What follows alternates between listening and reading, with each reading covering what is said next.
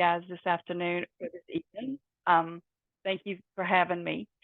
Many of you guys may already know a little bit about the NCATP or North Carolina Assistive Technology Program, so some of this may be repetitive, but hopefully I'll be able to share some information that is new to you. And again, please put any questions in the chat. Happy to address those as they come in, Brittany, or at the end, either way. I can't see the chat while everything's going on, so just know that if you are asking me something specifically right now, I can't see that. So I'm going to just do the slides and go forward with that. And then if you have any questions or you want to interrupt me, just Brittany can jump in and interrupt me, and that is totally fine. Before I tell you a little bit about the NCATP program or the North Carolina Assistive Technology Program, I always think it's a great idea for us to really talk about what is assistive technology, so all of us are on the same page. So I'm going to try to advance my slides here right now. It's not working. Hang on just a second. Oops. All right, Brittany, you may have to do this because I'm not able. Okay, no problem. I'm here if you need me. Oh, there we go. Did it do it? Yep, you're good. All right. Nothing like having to do things differently, right? You plan one way and you have to do it a different way. So I'll try to remember that as I'm doing this. I actually have to click on a different screen. So again, let's talk a little bit about what is assistive technology. And on this slide is actually the textbook, quote, Assistive Technology Act definition of assistive technology, or AT, as we call it. And so basically AT is any item, piece of equipment, or system that will help somebody do what they would like to do in the environment that they would like to do it in.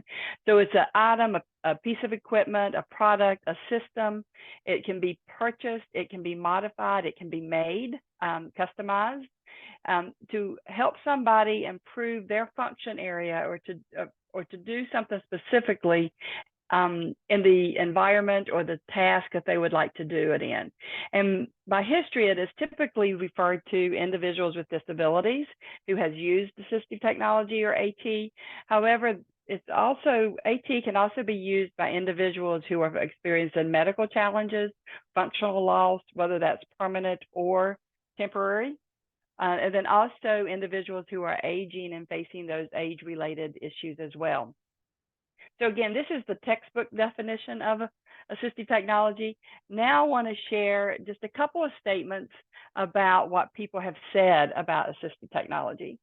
So way back in 1993, and actually AT as we know it really kind of started around 1992, and the first AT Act didn't pass until 1998.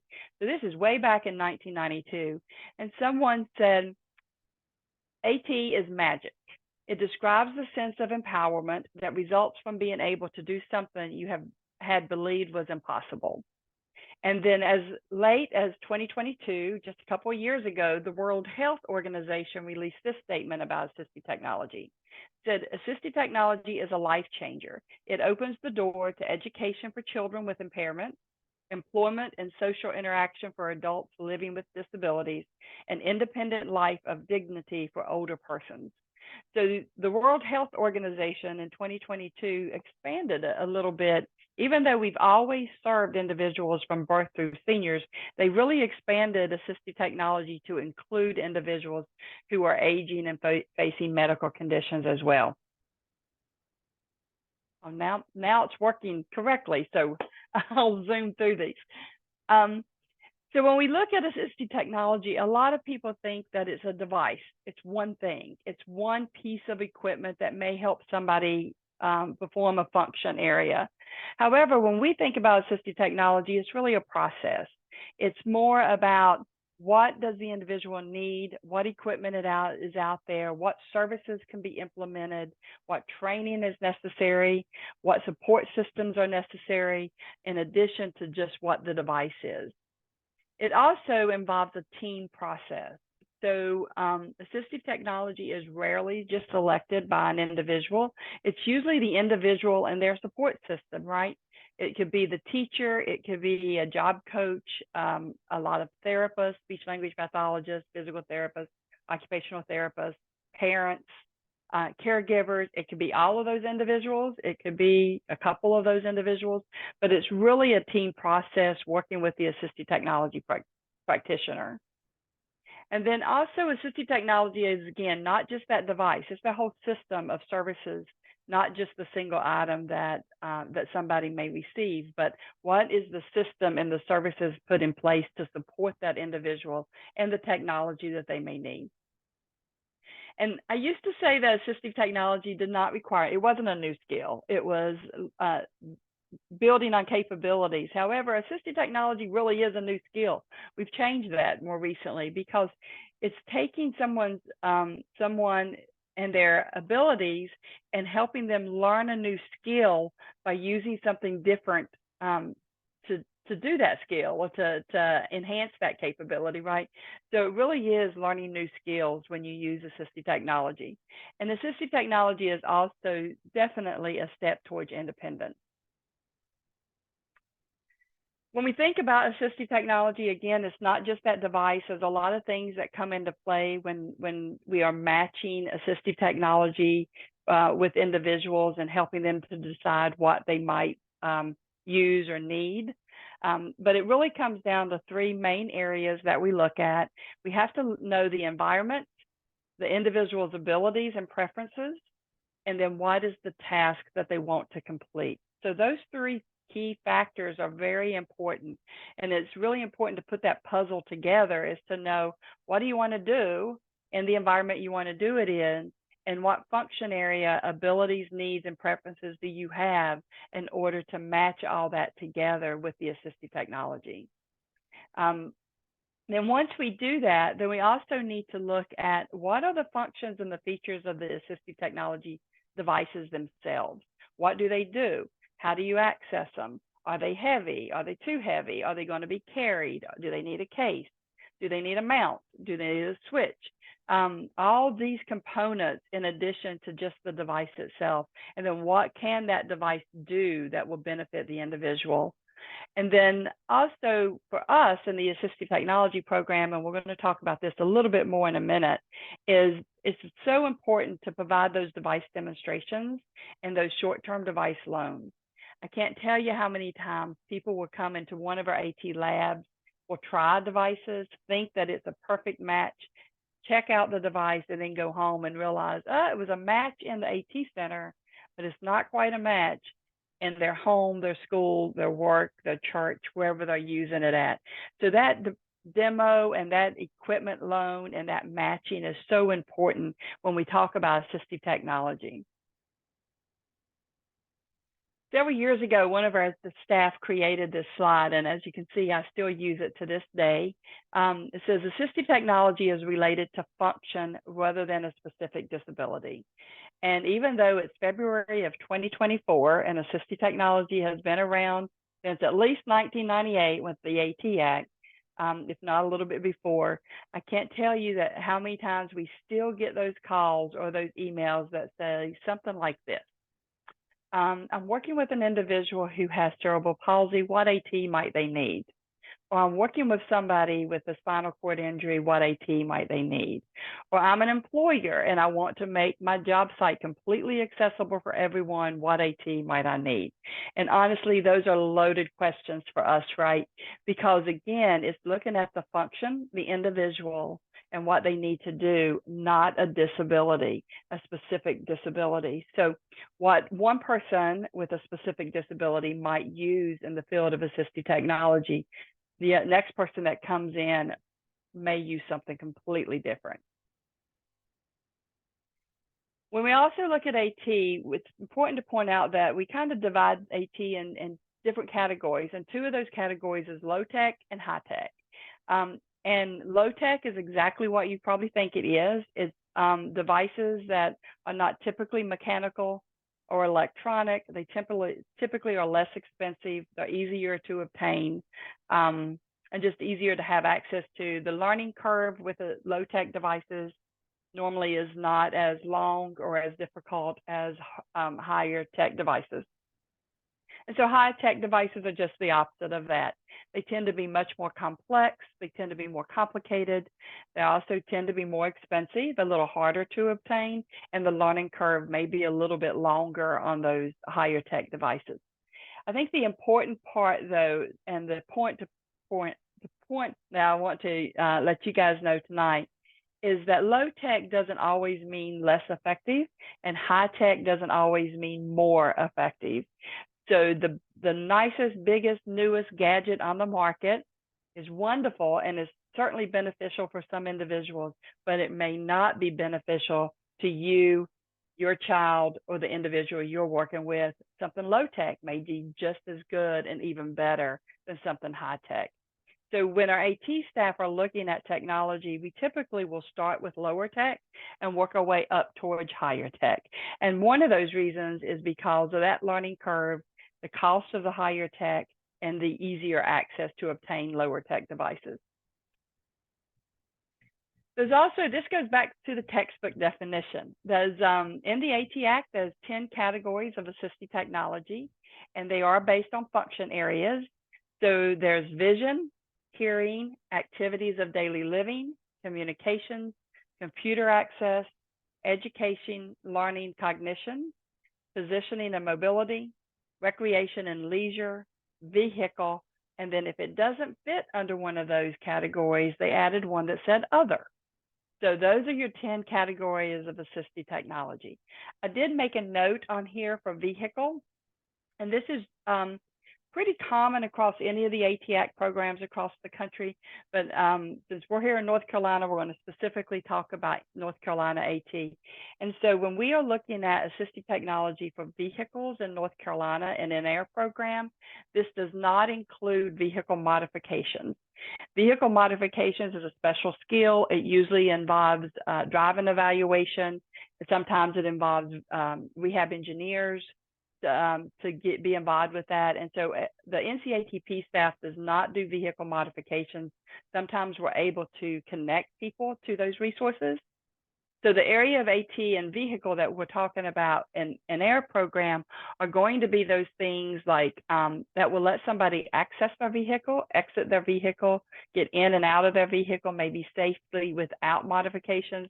That could be like a lift handle for somebody to go in and out, you know, to push up or push down to get in and out of a vehicle safely. Maybe a seat belt adjuster to put the seat belt where it needs to be versus, you know, if you're someone extremely tall or short stature, it may hit you in, you know, at the neck in the wrong area. Maybe the access, the balls for the steering wheel that will help somebody grip the steering wheel differently than holding on with two hands. So those are the similar AT devices that we have in our AT centers around the area of vehicle.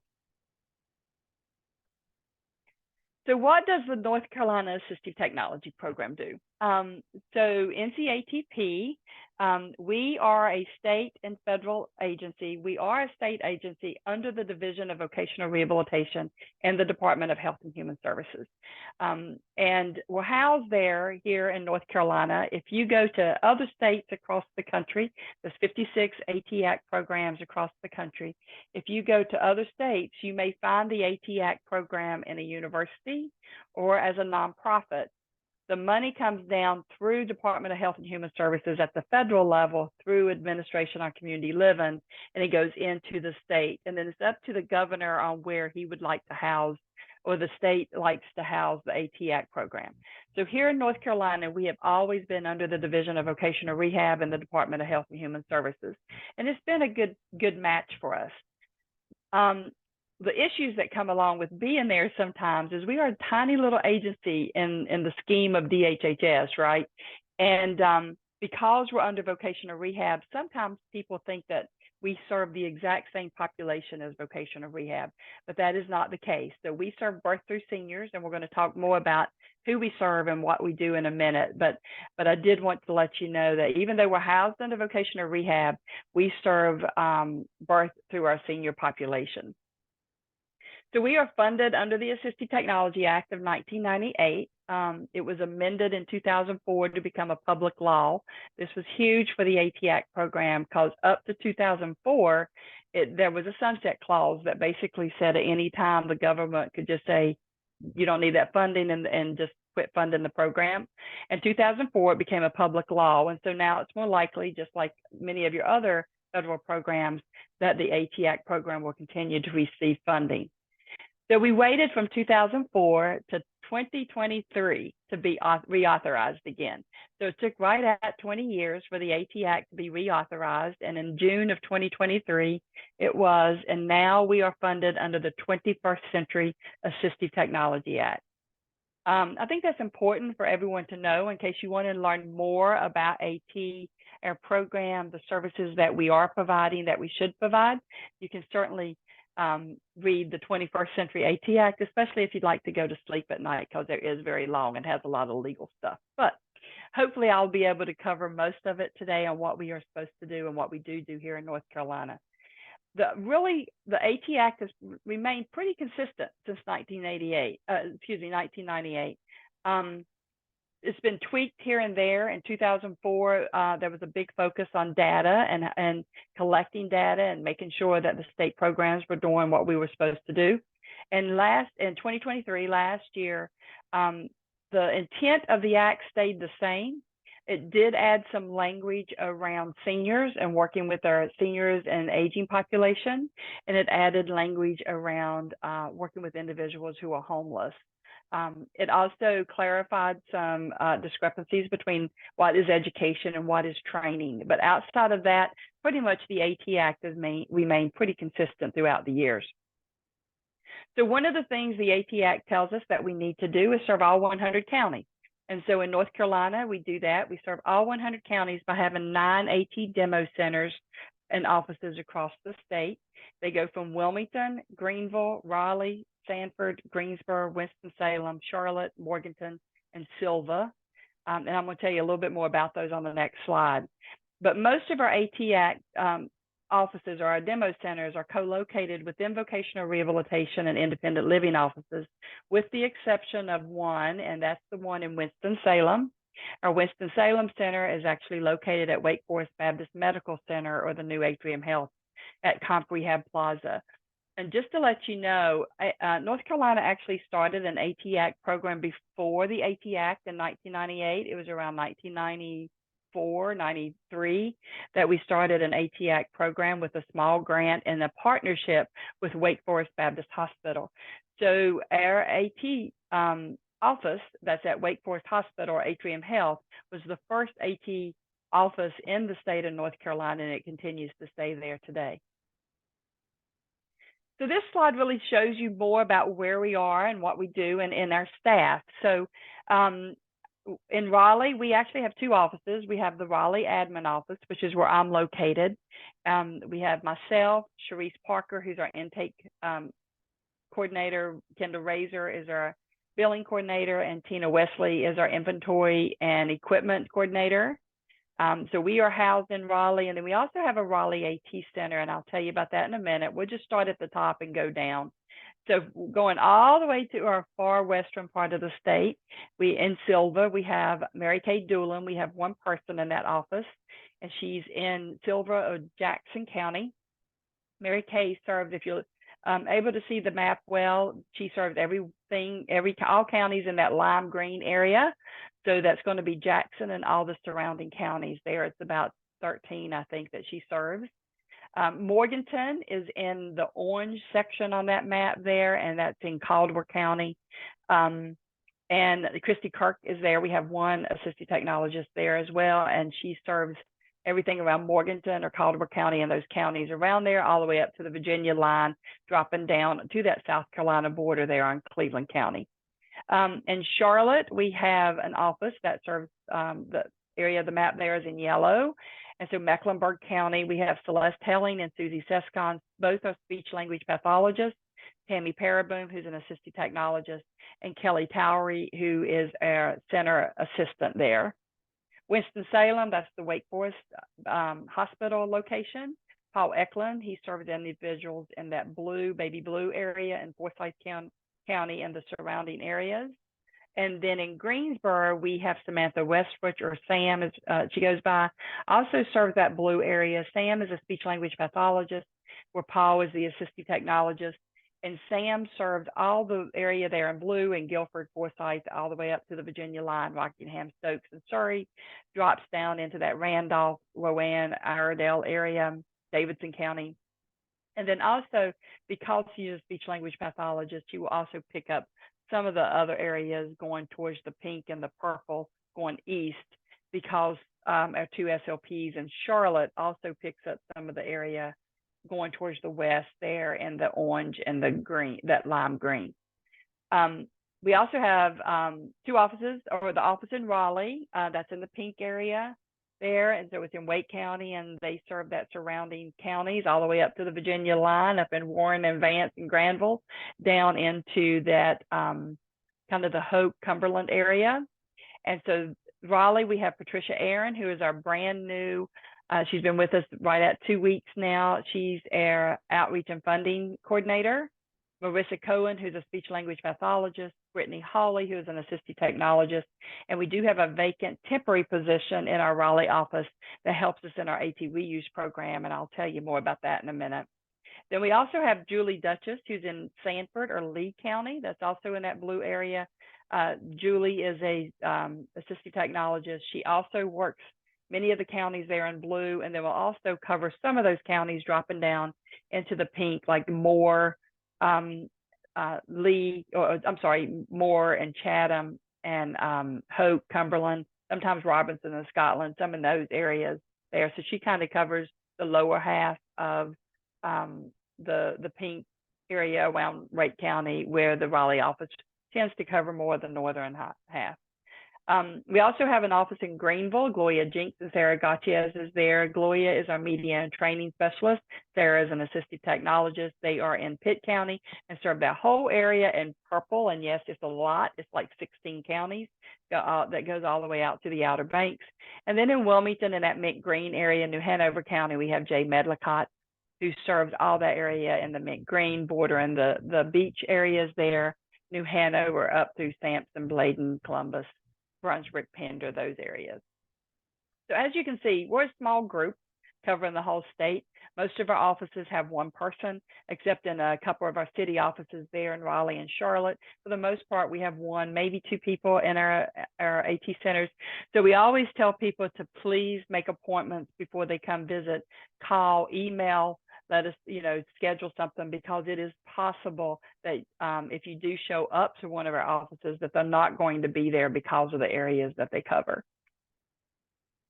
So again, the North Carolina Assistive Technology Program, or NCATP, is funded under the 21st Century Assistive Technology Act, and outside of also covering the entire state, the AT Act says that we must provide device demonstrations and short-term device loans.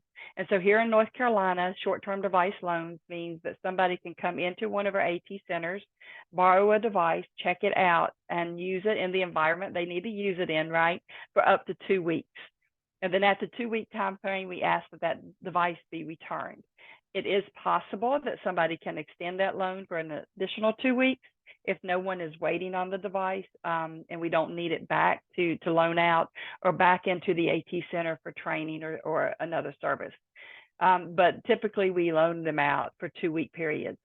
The only exceptions to that might be some of our speech communication boards or the larger AAC devices that are the complex speech communication devices.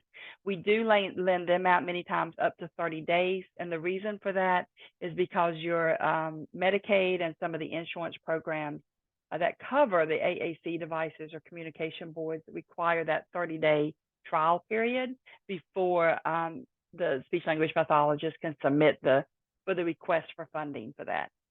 So sometimes those devices, as they are available, may be loaned out up to 30 days. We also must serve anyone with an interest or a need to know. So anyone, and that's exactly what it says in the AT Act, anyone with an interest or a need to know about assistive technology. So anyone in the state of North Carolina can visit one of our AT centers, they can email us, they can call, they can ask questions, they can check out devices. if they anywhere anything about assistive technology. So when we say that we cover the whole state, we cover the whole state. So the population that we serve, you know, are not just individuals who use assistive technology, but we also work with many professionals, therapists, physicians, teachers, educators, employers, providers, job coaches, anyone who also is interested in assistive technology and may be working with individuals who may use assistive technology. We also have to provide public awareness activities and events, doing things like I'm doing tonight as well. I'm going to be talking about a couple of activities coming up in just a little bit. And then we also have to provide technical assistance to groups. And what that means under the AT Act is we have to provide assistance to groups, organizations who are interested in increasing access to assistive technologies, devices, and services. So implementing AT into their plan of action or into their service delivery. And so we do a lot of work across the state and helping other groups implement assistive technology programs and services and technology into what they do. We also receive some state funding, and the state funding that we receive is here to support the AT Act services that we provide. And then we also have fee-for-service and contracts. And so we are one of the state agencies that can charge for some of our services. And the reason why we do that is because when the AT Act program started years ago, there was a need that people came and said, okay, it's great that you're doing the demos and it's great that you're doing the loans and you're providing the information, but we need those formal recommendations. We need those written reports. We need a professional to work with the individual and their care team to identify what technology is needed, and we need you to write it down. So the AT Act doesn't cover that. It doesn't cover assessments, consultations, train the trainer, or train individual training. So to do it, we have to charge fees to supplement the funding that we get under the AT Act. And so that's what we do. So it allows us to provide some of those services that are not covered by the AT Act itself. So the fee-based services that we have are those assessments. It's the training, it's the train the trainer, consultations, and technical assistance.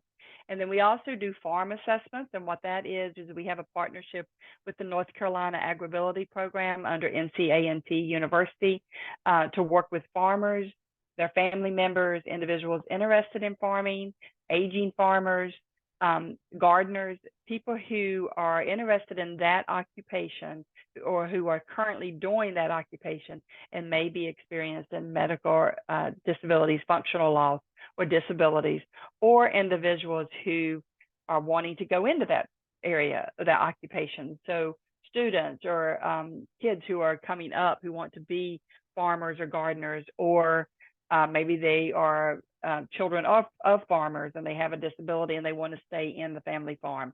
So the NCATP Agribility Program serves those individuals, and we work with them to do those farm assessments to identify what type of assistive technology might be used on the farm and in that environment to allow individuals to work in that capacity.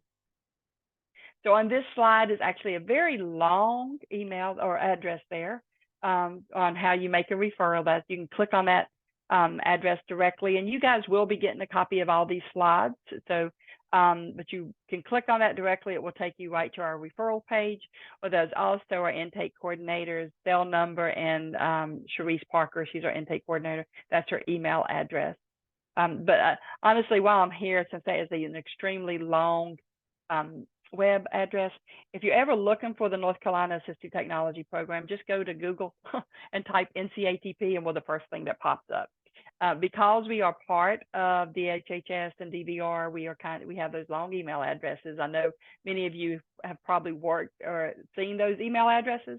So that is literally the best way to find us, is just type in NCATP in Google. So these are the no-cost services that we provide in North Carolina under the AT Act. We do those hands-on demonstrations. We do recorded demos, live virtual demos. When COVID happened, we, you know, things stopped, right? It just kind of, we had to leave and we had to shut down the demo centers, and we were really struggling, and individuals were struggling on getting that access to assistive technology. So we started under a grant, actually under the CARES Act that we got through the Division of Asian and Adult Services. We started the Accessibility for All event. We do 30-minute live demos, webinars. They're every Thursday at 11:30. We call them Accessibility for All. And in fact, my background, you'll see Accessibility for All, AT for All, right? We started those during COVID, and they were a huge success, so we have continued to do those. So as of January, though, we've changed them up a little bit, and now every Thursday is still the same, but same time. But one day out of the month, we're doing AAC for All, which would be your augmentative alternative communication device demo, and then two times out of the month, it will be an assistive technology device or demo or service that will be discussed. And then one day we will be doing a recording of one of our past events, 30-minute virtual demos that is on our YouTube channel. So all of the Accessibility for All events are also recorded, and then they are captioned and they are put on your YouTube channel. So you can always go back and look at those as well. So again, the demos, the live demos, the virtual demos, we also do the short-term device loans. There's no charge for anyone in the state of North Carolina to come in and borrow a device and check it out for 2 weeks. Anyone can do that at no charge. We do the information referral, awareness activities, information on funding resources. I'm going to skip AT reuse and come back. So alternative finance program, we have a partnership with the Self-Help Credit Union. They do what they do best, which is manage the money, and we're able to do what we do best, which is identify the assistive technology and help people make sure that there's no other resources available before taking out a financial loan. So the Alternative Finance Program is a financial loan program that is managed through the Self-Help Credit Union. It's got extenuating circumstances around the loans. So people that may not qualify for a personal loan through a regular bank or institution may qualify for the personal loan under the Alternative Finance Program with self-help, but that loan has to be for durable medical equipment or assistive technology. There's also the interest rate on that loan is 4%. It's capped at 4%. So right now, that's a really good deal, right? Because those interest rates are shooting up. So what we have typically seen in the Alternative Finance Program has been vehicle modifications, hearing aids, copays for high-cost medical devices, and then home modifications we've seen typically through the financial loan program with self-help. I will tell you, we've had a couple of unique things. We had a rotating bed that actually will rotate the individual from side to side as needed. That was purchased through the self-help financing program. I think that was actually one of our first devices that was purchased through there. So it's a great resource for families and individuals who may not qualify for other state and federal resources to assist with some of these things. There is a financial program through the Self-Help Credit Union. AT reuse or AT reutilization, many of you on this call may be aware of that or familiar with it. It's been around a long time. It's formerly called the Exchange Post, the NC Exchange Post. So NCATP started the Exchange Post way before eBay started. So we used to joke around that we had our own little mini eBay system before, when eBay first came out. But it really is a place where individuals could post items, assistive technology and durable medical equipment that they no longer needed, that was still in good working order, and then other individuals could either purchase those at reduced cost, or many times they're given away. However, the Exchange Post site crashed a few years ago, so we do not have an actual site anymore. We are still doing the Exchange Post list, and so individuals call in, we put those on that list, and we're still able to help match givers and takers, or donors and buyers and sellers. We do not get involved in any of any money or anything if that's exchanged. It's just a matter of we kind of manage it, post them, and then get that information out. So the Exchange Post list actually comes out in an email And if you are interested in signing up for that, you'll have my contact email here in a little bit.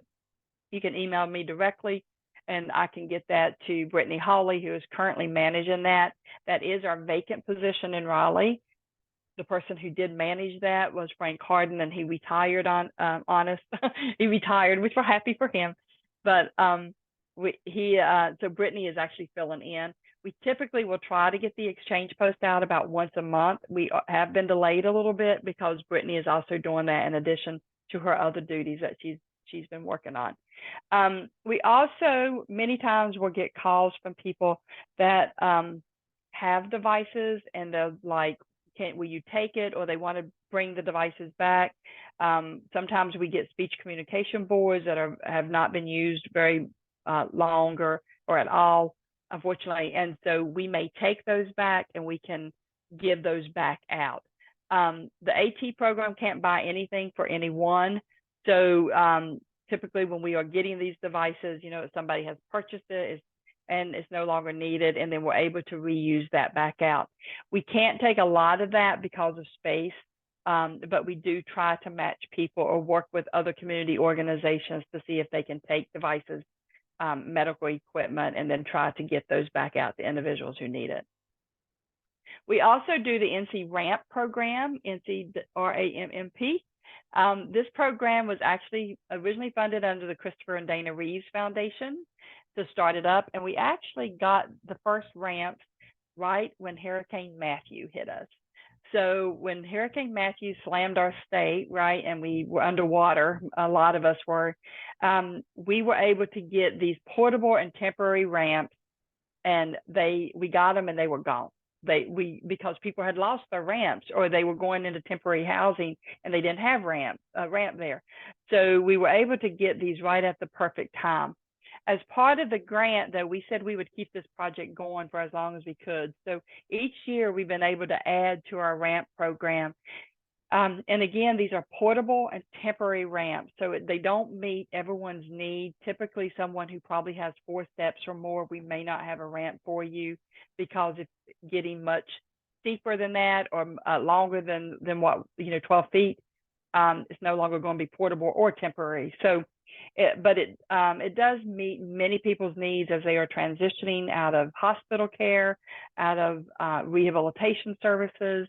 They've lost a ramp. They've got a lot of times we'll get calls from people who say, my mom or my son or somebody's visiting and they need a ramp. Do you have something? And so we may be able to use a temporary portable ramp at that time too. Then we also do a lot of outreach events. And so we have several coming up here starting on March 16th. We have our AT pop-up events coming up, and then we host an annual AT Expo. The AT Expo has been going on for probably 20 plus years. During COVID, we actually took the Expo virtual. And then last year we went live again at the NC McKimmon Center. We had a live, and then we also had a virtual component with the track, the session track, not the exhibit hall. And then we are having the AT Expo again on October the 3rd at the NC McKimmon Center. So this slide is just that. These are our flyers on the Adaptive Recreation, Active Living Resource Fairs. We call them pop-ups. We started the pop-ups during COVID when we couldn't go inside. We did outside drive-through, drive-up pop-up events focusing on our aging community. We hosted those in Greenville, Raleigh, and Morganton. They were such a success that last year we hosted 3 on adaptive recreation and sports, and they were in Winston-Salem, Sanford, and Wilmington. Also a huge success.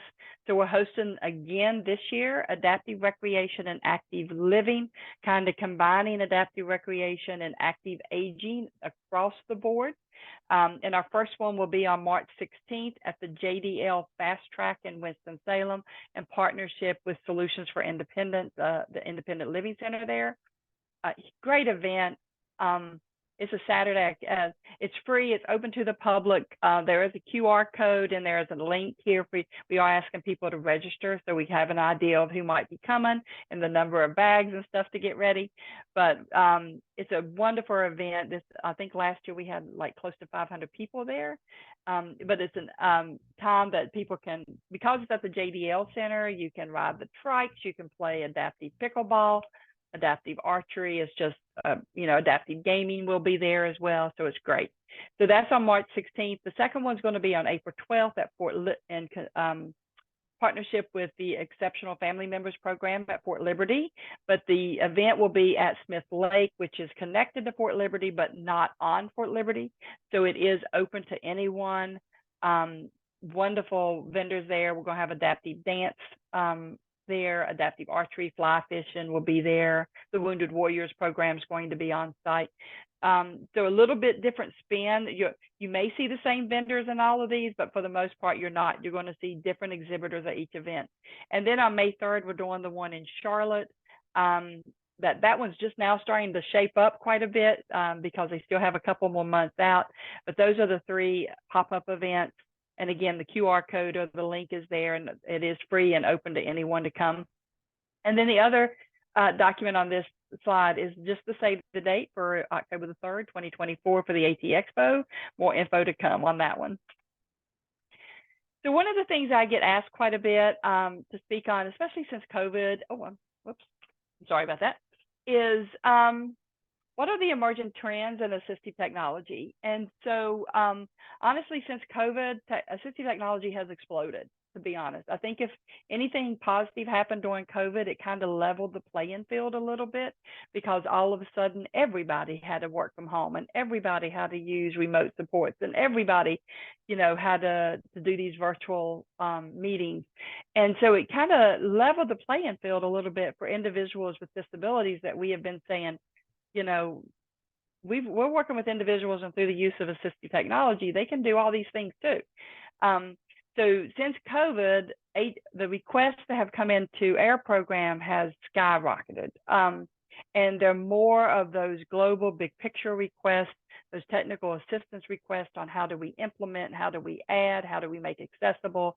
Can you check our websites? Can you do, what type of technology do I need to make sure my website is accessible? Just the gamut of things like that. But then within that, we are also seeing areas of technology that has also kind of started exploding, right? And so, those trends have really started coming out.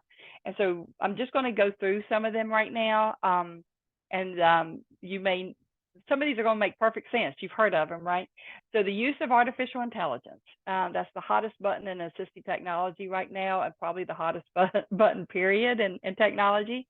A lot of ethics around the use of artificial intelligence that is currently still being worked out can be a game changer to many individuals with disabilities, but it definitely needs to have some guidelines around it as we look at the use of it. Telehealth, tele-AT, certainly when COVID happened, everything went that way. So we started seeing healthcare being provided remotely. How does someone with a disability access that care, right?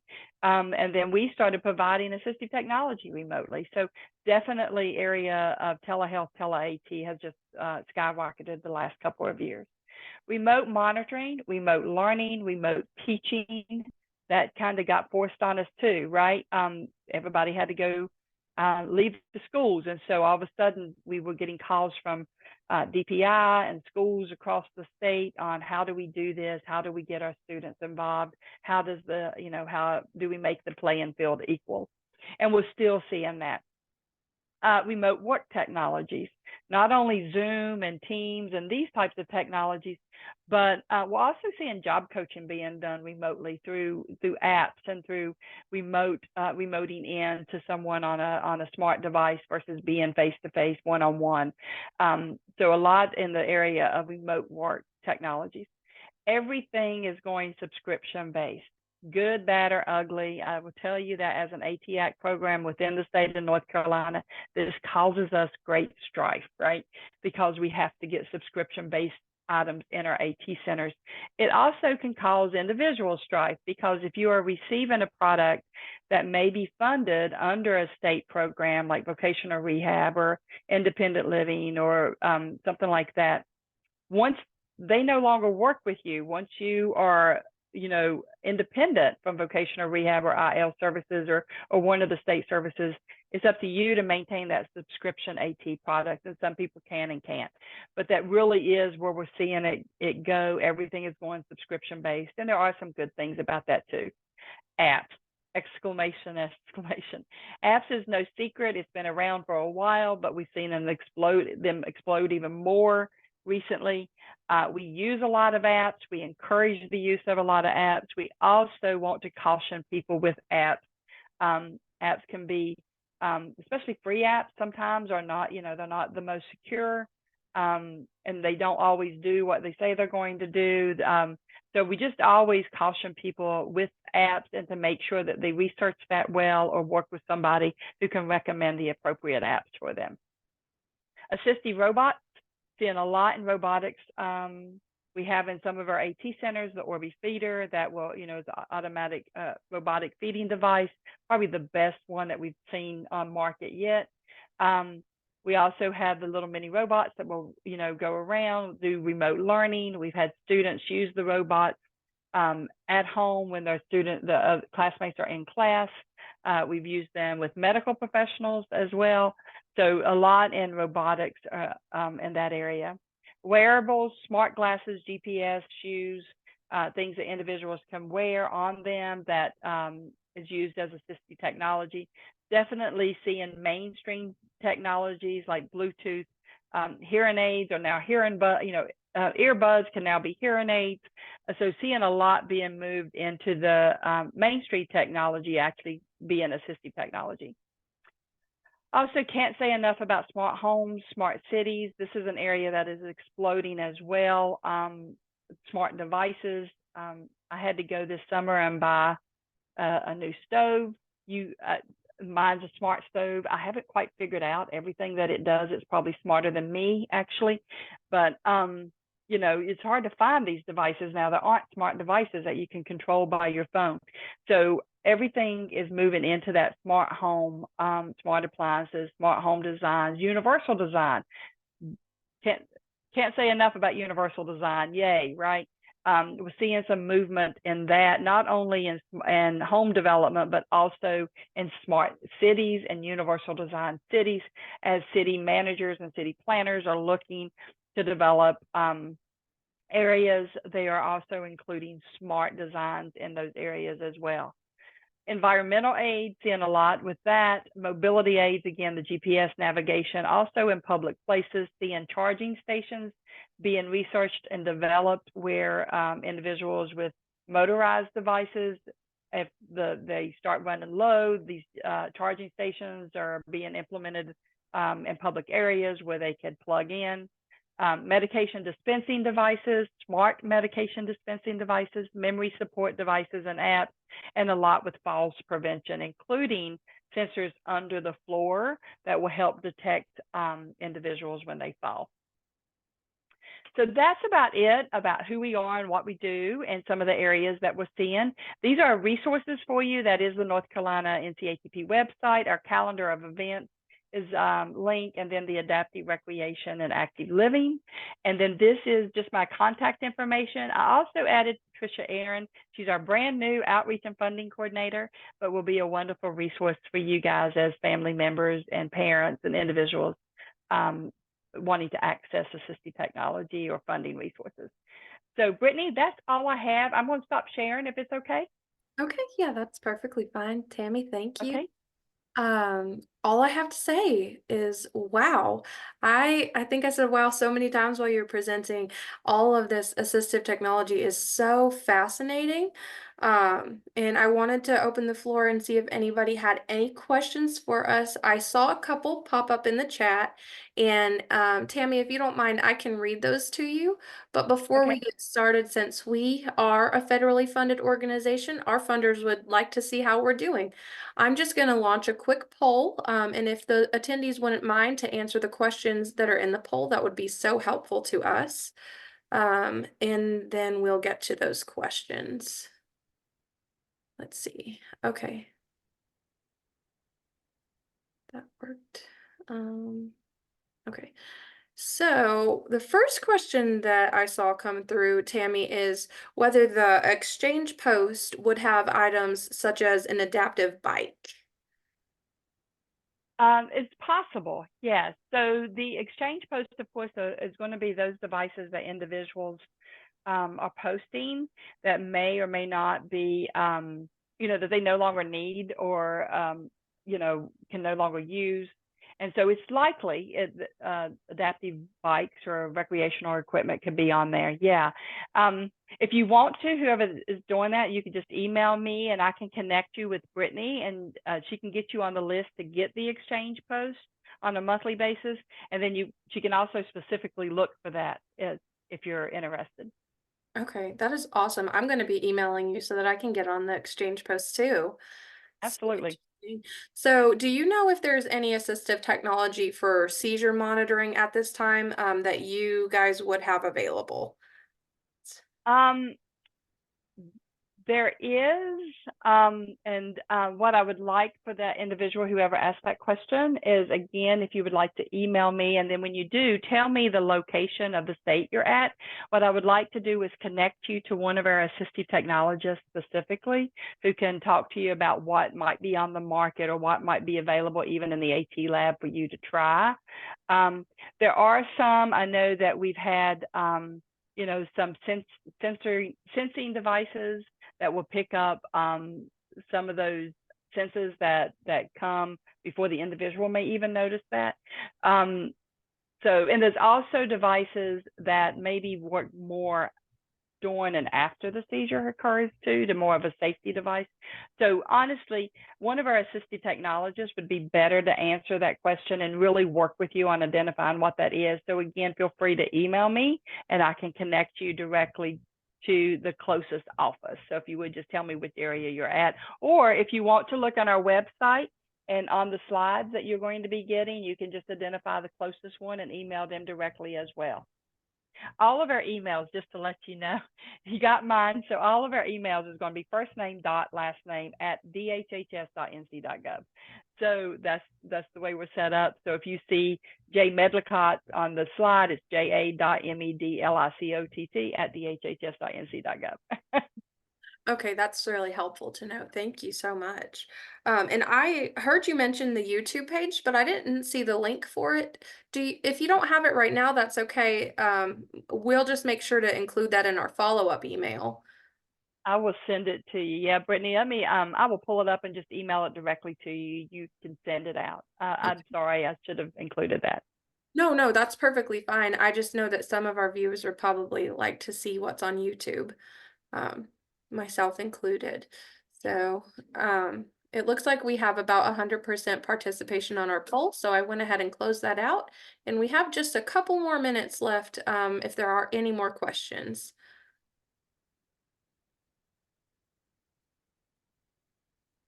I'm sorry, I'm looking at the comments too. I do see where somebody says adaptive pickleball sounds interesting. Thanks, Nicole. Absolutely, Nicole, it is. I encourage you to go visit Winston-Salem. Go to our March 16th event. It was really cool. They're all great events. They're all wonderful. I will say the March 16th event is probably the most hands-on just because of the facility being at the JDL indoor track. But all of three of those events are going to be hands-on events. So, and like in Fayetteville, there's going to be fly fishing. It's there at the lake. So as long as the weather cooperates, they'll be out there fly fishing with adaptive fly fishing. So yeah, absolutely. Yeah. Oh, thank you, Brittany, for adding that. You're very welcome. Yeah, that is cool. It sounds so involved, and I want to check it out too. And I was wondering if you could give us just briefly an example of what kind of smart home technology that the North Carolina Assistive Technology Program could help with.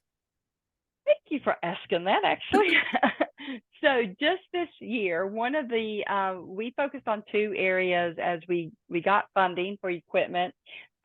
this year. I said I wanted 4 of our centers to have smart home demo areas, and then 3 of our centers specifically are going to also have adaptive gaming areas, because that's a huge area too. I didn't have it on my slides actually.